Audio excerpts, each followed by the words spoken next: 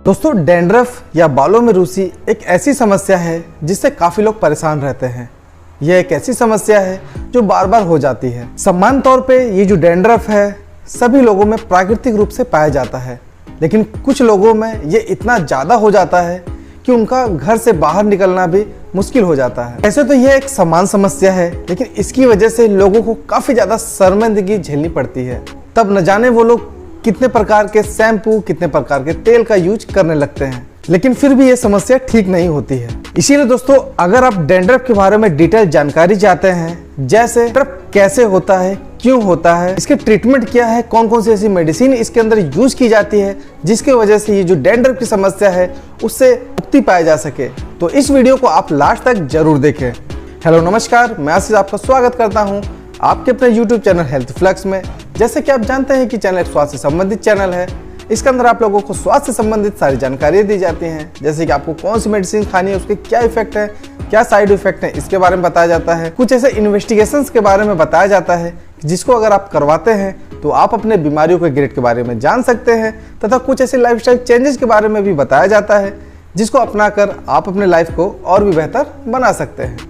तो देर न करते हुए जो भी लोग स्वास्थ्य से संबंधित वीडियो देखना पसंद करते हैं, मेरा उनसे रिक्वेस्ट है कि मेरे चैनल को आप जरूर सब्सक्राइब करें, साथ में बेल आइकन दबा के ऑल पे क्लिक करना ना भूलें, जिससे मेरी जो आने वाली नई वीडियो है उसकी नोटिफिकेशन सबसे पहले आप लोग तक आसानी से पहुंच जाए।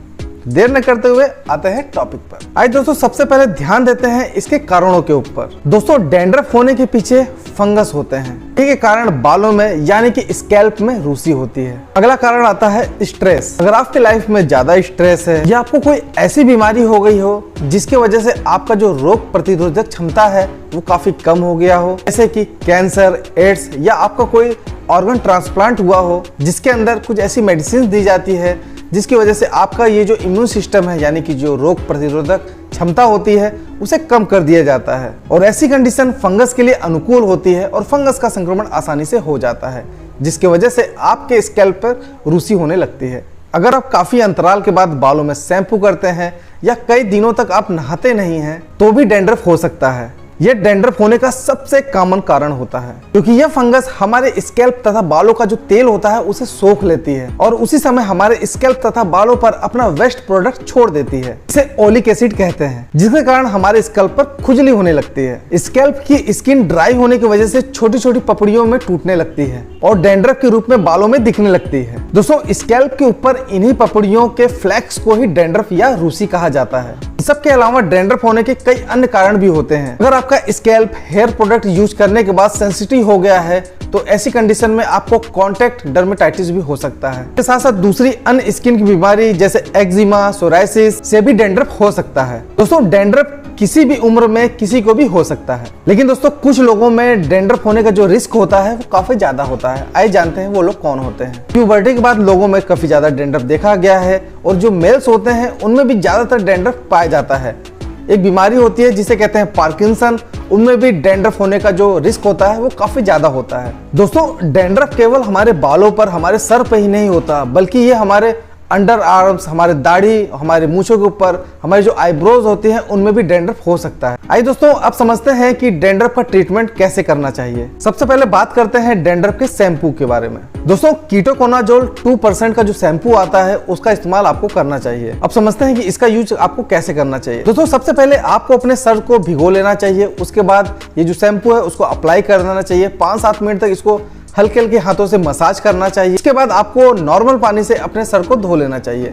इसमें गर्म पानी का इस्तेमाल आपको नहीं करना चाहिए, क्योंकि दोस्तों गर्म पानी से जो सेल का जो टर्नओवर होता है वो ज्यादा होने लगता है। इसके अलावा आप स्कैल्प ट्रीटमेंट भी करा सकते हैं। आपको अपने स्ट्रेस को कम करना होगा। अगर आपके लाइफ में काफी ज्यादा स्ट्रेस है तो आपको उसको कम करना पड़ेगा, मेडिटेशन का सहारा लेना पड़ेगा, आपको दिन में एक बार योगा करना होगा। इन सबको करने से जो आपके सेल का जो टर्नओवर होता है वो काफी कम हो जाएगा। के बालों में डैंड्रफ दिखने लग गई है, इसका मतलब कि प्रॉब्लम आपको शुरू हो गई है। इस समय आपको कीटोकोनाजोल 2% जो शैम्पू होता है उसका इस्तेमाल करना चाहिए। इसका इस्तेमाल आपको रोज करना चाहिए जब तक कि आपके सर से डैंड्रफ पूरी तरीके से खत्म ना हो जाए। और डैंड्रफ खत्म होने के बाद भी आपको हफ्ते में 2 बार तो इसका इस्तेमाल करना ही चाहिए, ताकि ये जो डैंड्रफ की समस्या, ये जो रूसी की समस्या है दोबारा ना हो पाए। दोस्तों, इस मेडिसिन का इस्तेमाल करने के बाद भी अगर आपका जो सर का जो डैंड्रफ है वो खत्म नहीं होता है और प्रॉब्लम अगर बढ़ जाती है, यानी कि बालों में जो पपड़ी है वो काफी ज्यादा जम गई है और पपड़ी उखड़ने के साथ साथ आपके जो बालों की जड़ें हैं वो भी साथ में उखड़ के आ जा रही है, तो आपको ऐसा लोशन लगाना चाहिए जिसके अंदर कीटोकोनाजोल 2% के साथ साथ कोलतार का भी मिश्रण होना चाहिए। दोस्तों, कोलतार आपके जो हेयर है उसके सेल्स का जो टर्नओवर होता है उसको काफी कम करता है। इस लोशन को आपको अपने बालों में आपके स्कैल्प पर लगाकर रात भर छोड़ देना है और अगले दिन सुबह आपको शैम्पू का इस्तेमाल करने के साथ अपने सर को अच्छी तरीके से धो लेना है। दोस्तों, इसके साथ साथ आपको एक बात का ध्यान रखना है कि जब भी आप शैम्पू का इस्तेमाल करने जा रहे हैं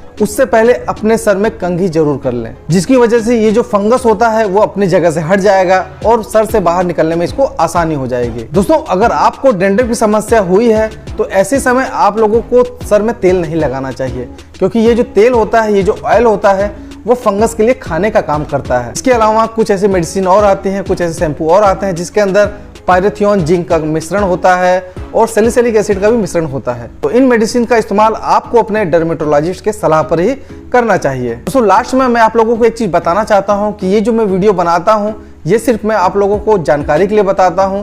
कोई भी मेडिसिन का इस्तेमाल आप अपने मर्जी से ना करें, क्योंकि अलग अलग व्यक्तियों में मेडिसिन का असर अलग अलग होता है, क्योंकि डॉक्टर के द्वारा ही जब मेडिसिन प्रिस्क्राइब की जाए उसी के बाद ही आपको मेडिसिन का इस्तेमाल करना चाहिए। तो दोस्तों, मैं उम्मीद करता हूं कि आप लोगों को डैंड्रफ के बारे में जानकारी मिल गई होगी कि ये जो डैंड्रफ होते हैं किसकी वजह से होते हैं, कब होते हैं, इसका ट्रीटमेंट क्या होता है। अगर ये वीडियो आप लोगों को फायदेमंद लग रही हो तो इस वीडियो को ज्यादा से ज्यादा लाइक करें, शेयर करें और मेरे चैनल को सब्सक्राइब करना ना भूलें। मिलते हैं किसी और वीडियो में किसी और अन्य टॉपिक पर। तब तक के लिए रहो हेल्दी, जियो हेल्दी। जय हिंद।